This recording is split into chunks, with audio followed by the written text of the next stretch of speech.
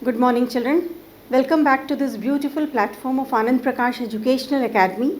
I am Chanda Bansal, Director of Anand Prakash Educational Academy, and for the last 13 years we have been giving coaching for JEE as well as NEET with all wonderful results. So the only criteria you need to follow is watch all the video lectures, attend all the live classes, attend the physical classes, as well as give all the tests, all examinations. That's it. That's the key to success. तो अभी तक हमने बहुत सारे chapters like solutions हमने कर लिया है, इलेक्ट्रोकेमिस्ट्री कर लिया है. Now we are going to start with another topic that is solid state. और सॉलिड स्टेट एक ऐसा चैप्टर है जो बहुत थ्योरेटिकल चैप्टर है. बहुत सारी चीज़ों को आपको इमेजिन करना होगा. ऑन बोर्ड वो फिगर आउट करना थोड़ा सा पॉसिबल नहीं हो पाता है बिकॉज 3D स्ट्रक्चर्स होते हैं. But somehow I will try to make things easy for you so that you are able to understand things. So let us start with the solid state. Solid state में सबसे पहले आपको पता होना चाहिए कि solids क्या होते हैं, कितने तरह के solids होते हैं. आपने जो normal definitions होती हैं solid की कि molecules are very compactly arranged, they have got fixed shape, fixed volume, ये सब चीज़ें आपने already पढ़ी हुई हैं. Now for solids, the things which you have to do in 12th, इसमें सॉलिड्स दो तरह के होते हैं, that is crystalline solids and amorphous solids. अब क्रिस्टलाइन सॉलिड्स जैसे कोई भी इस तरह की चीज़, अब देखो कॉपर है, आयरन है, जिंक सल्फाइड है, एल्यूमिनियम नाइट्राइड है, ये सब क्रिस्टलाइन सॉलिड्स हैं. क्यों हैं? We are going to discuss that. Amorphous solids में जैसे प्लास्टिक है, ग्लास है, ये सब किस कैटेगरी में आते हैं? Amorphous solids. अब कौन सी ऐसी प्रॉपर्टीज़ हैं जो इन दो तरह के सॉलिड्स को डिफ्रेंशिएट करती हैं? तो फर्स्ट कैटेगरी है बेस्ड ऑन शेप. जो क्रिस्टलाइन सॉलिड्स होते हैं उनका एक डेफिनेट शेप होता है, डेफिनेट क्रिस्टल स्ट्रक्चर होता है, लेकिन एमॉर्फस सॉलिड्स का एक डेफिनेट स्ट्रक्चर नहीं होता, बहुत इरेगुलर स्ट्रक्चर होता है. एग्जाम्पल से आप उस चीज़ को इमेजिन कर सकते हो. ऑर्डर का मतलब क्या है कि क्रिस्टलाइन सॉलिड्स में जो कॉन्स्टिट्यूएंट पार्टिकल्स हैं वो एक डेफिनेट जगह पे प्रेजेंट होते हैं. Means they have got a regular arrangement in the lattice. तो इसलिए they are suppose to have long range of order. तो उस फिनोमिना को बोलते हैं कि क्रिस्टलाइन सॉलिड्स में लॉन्ग रेंज ऑफ ऑर्डर होता है, मतलब कॉन्स्टिट्यूएंट पार्टिकल्स एक फिक्स जगह पे प्रेजेंट होते हैं. जो एमॉर्फस सॉलिड्स हैं दे have got short range of order, मतलब जो कॉन्स्टिट्यूएंट पार्टिकल्स हैं वो फिक्स जगह पे प्रेजेंट नहीं होते, इसलिए they are not regularly arrange, तो उनको बोलते हैं शॉर्ट रेंज ऑफ ऑर्डर. तो शेप हो गया, ऑर्डर हो गया, मेल्टिंग पॉइंट. क्रिस्टलाइन सॉलिड्स का मेल्टिंग पॉइंट एकदम शार्प मेल्टिंग पॉइंट होता है, एक पर्टिकुलर मेल्टिंग पॉइंट होता है जहाँ पे वो मेल्ट होते हैं. So they have a sharp melting point. The point to remember, जो एमॉर्फस सॉलिड्स होते हैं they do not have sharp melting point, क्योंकि उनका रेगुलर पैटर्न ही नहीं है, तो उनकी शार्प मेल्टिंग पॉइंट नहीं होती. देन एंथैल्पी ऑफ फ्यूजन, ये भी आपने 11th में थर्मोडायनेमिक्स में पढ़ा है. एंथैल्पी ऑफ फ्यूजन का मतलब क्या होता है? It is enthalpy change which is required to melt solid from liquid. हमेशा ये यूनिट मास के लिए रहता है, solid to liquid. That enthalpy will be called as enthalpy of fusion. तो जो भी हीट चाहिए सॉलिड को लिक्विड में कन्वर्ट करने के लिए, unit mass of a substance को या 1 मोल ऑफ अ सब्सटेंस को, उसको बोलोगे enthalpy of fusion.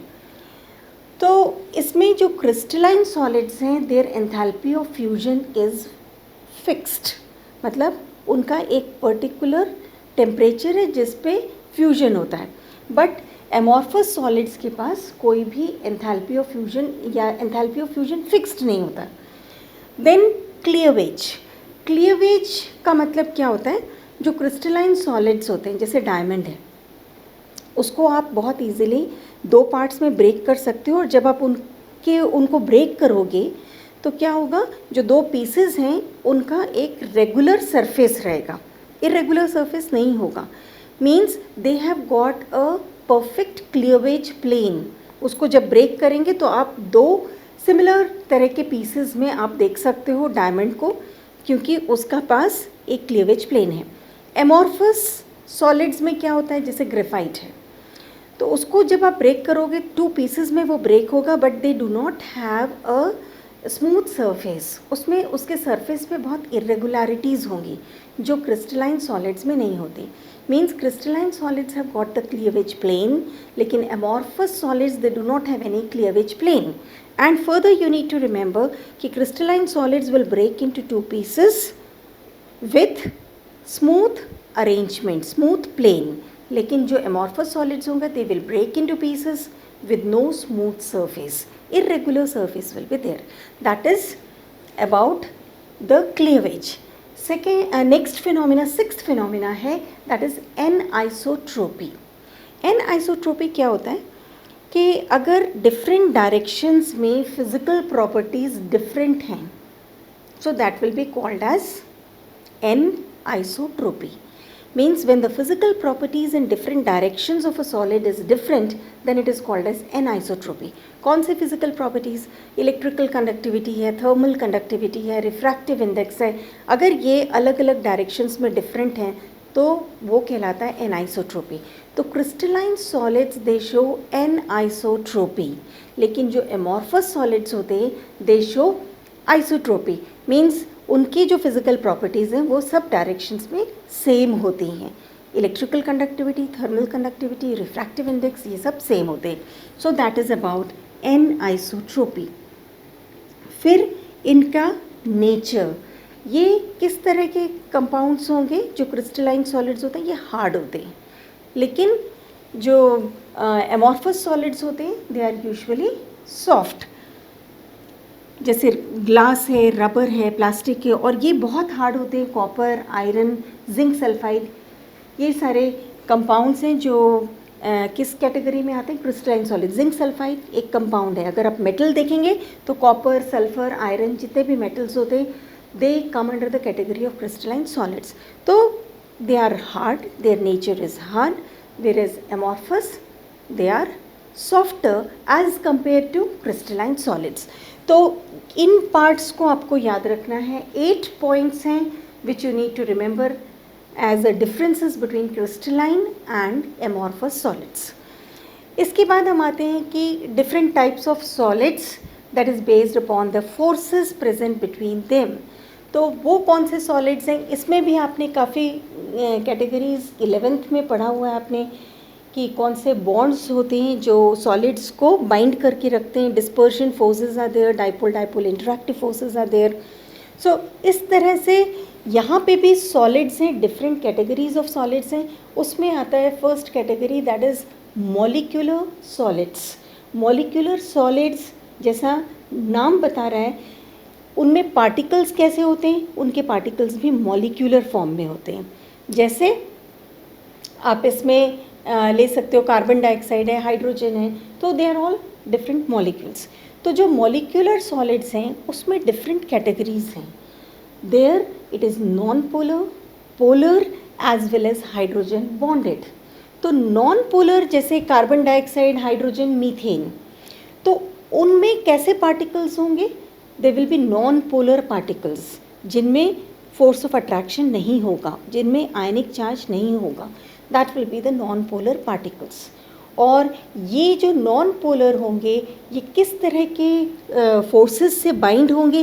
That will B London forces, dispersion forces से बाइंड होते हैं। और इसमें आप एग्जाम्पल याद रख सकते हो, जो भी नॉन पोलर मॉलिक्यूल्स हैं, कार्बन डाइऑक्साइड, हाइड्रोजन, मीथेन, इसके अलावा भी डिफरेंट मॉलिक्यूल्स, लेकिन उनमें पोलैरिटी नहीं होनी चाहिए।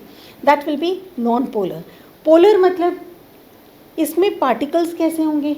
दे विल बी पोलर पार्टिकल्स, मतलब आयनिक पार्टिकल्स होंगे। पोलैरिटी जो शो करते हैं उस तरह के पार्टिकल्स होंगे पोलर टाइप ऑफ सॉलिड्स में। और उसमें बॉन्ड कैसा होगा? Dipole dipole interactions. Dipole dipole मतलब एक पार्टिकल में भी दो पोलर एरियाज़ हैं, दूसरे पार्टिकल में भी दो पोलर एरियाज़ हैं। सो दोनों के जो पोलर एरियाज़ हैं वो एक दूसरे को अट्रैक्ट करते हैं। So that will B dipole dipole interactive forces. Example, जहाँ भी पोलैरिटी है, HCl है, सल्फर डाइऑक्साइड है, जो भी आप डेली लाइफ में जितने भी मॉलिक्यूल्स आप देखते हो जिनमें पोलैरिटी है, they will come under polar solids.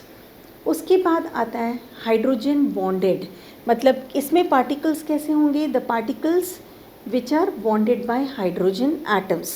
वैसे ही यहाँ पे होंगे हाइड्रोजन बॉन्डेड पार्टिकल्स होंगे, और बॉन्डिंग इसमें हाइड्रोजन बॉन्डिंग होगी, ऑब्वियस है। हाइड्रोजन बॉन्डिंग के बारे में आपने पढ़ा हुआ है 11th में, किस तरह के कंपाउंड्स होते हैं जिनमें हाइड्रोजन बॉन्डिंग होती है। एक हाइड्रोजन होना चाहिए और दूसरा एक इलेक्ट्रोनेगेटिव एटम होना चाहिए जिसका साइज़ बहुत छोटा होगा। Smaller is the size of electronegative atom, stronger is the hydrogen bonding. तो इसमें एक बहुत अच्छी एग्जाम्पल, प्रैक्टिकल एग्जाम्पल है, दैट इज़ आइस। उसमें कौन से बॉन्ड्स होते हैं, हाइड्रोजन बॉन्ड्स होते हैं। So these 3 categories you have to do for molecular solids, that is non polar, polar and hydrogen bonded. इसको with example you need to remember that. उसके बाद आएगा आयोनिक सॉलिड्स। आयोनिक, अगेन नाम से पता चल रहा है कि इसमें आयनिक बॉन्ड होगा। तो इसमें कैसे पार्टिकल्स होंगे, पॉजिटिव एंड नेगेटिव आयंस होंगे। तो पार्टिकल नेचर कैसा होगा, पॉजिटिव एंड नेगेटिव आयंस। और इसमें बॉन्ड कैसा होगा, आयनिक बॉन्ड। तो जितने भी कंपाउंड्स हैं जिनमें आयनिक बॉन्ड होता है, that will come under the category of ionic solids. Sodium chloride, magnesium oxide, zinc sulphide, these examples will come here. फिर आएगा मेटालिक सॉलिड्स। मेटालिक सॉलिड्स मतलब अगेन 11th में आपने पढ़ा है कि यहाँ पे न्यूक्लियस होता है जो पॉजिटिव है। The entire part of atom except last shell is called as kernel, that is called as colonel.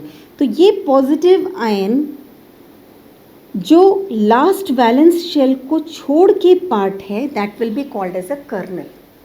ठीक है, सपोज ये लास्ट शेल है, यहाँ पे और भी शेल्स हैं, तो ये पूरा का पूरा पार्ट ये क्या कहलाएगा, कर्नल। और ये क्या कहलाएगा, लास्ट वैलेंस शेल जिसमें इलेक्ट्रॉन्स हैं।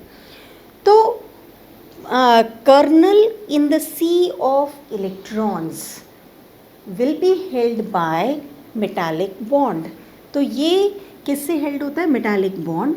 तो इसमें पार्टिकल्स किस तरह के हैं, kernel in the sea of electrons, इस तरह के पार्टिकल्स हैं।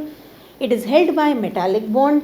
तो मेटल्स इस केस में एग्जाम्पल होगी, लाइक कॉपर, सिल्वर, आयरन, ये सब एग्जाम्पल्स होंगे। फिर आता है नेक्स्ट वाला part, that is covalent particles या कोवलेंट सॉलिड्स। इसमें भी they will be held by covalent bonds. और किस तरह के मॉलिक्यूल्स रहेंगे इसमें, किस तरह के पार्टिकल्स रहेंगे, नॉन पोलर पार्टिकल्स रहेंगे इसमें कोवलेंट सॉलिड्स में। और it is held by covalent bond. And कौन से एग्जाम्पल्स आएंगे, SiO2, एल्यूमिनियम नाइट्राइड, इस तरह के पार्टिकल्स, इस तरह के compounds you can say they will come under the category of covalent compounds. तो इसमें जो स्टार्टिंग पार्ट है उसमें आपको crystalline solids, amorphous solids and types of solids बहुत अच्छे से याद रखनी है ये सारी चीज़ें। फिर आता है next part, and next part में आपको पढ़ना है about lattice, about unit cell. So lattice का मतलब क्या होता है, आपको पता है कि सॉलिड्स, और ये जो सॉलिड्स हैं ये 3 डायमेंशनल स्ट्रक्चर में हैं, और 3 डायमेंशनल स्ट्रक्चर में पार्टिकल्स किसी पोजीशन पे प्रेजेंट होंगे।